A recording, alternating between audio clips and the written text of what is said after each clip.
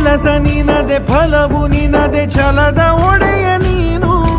ಇದನ್ನು ಮರೆತು ನನಗೆ ನಮಿಸಿ ಶ್ರಮವ ಪಡುವೆ ನೀನು. ಬಿಡು ಮತಗಳ ಜಗಳ, ಇದೇ ಕೆಲಸವು ಬಹಳ.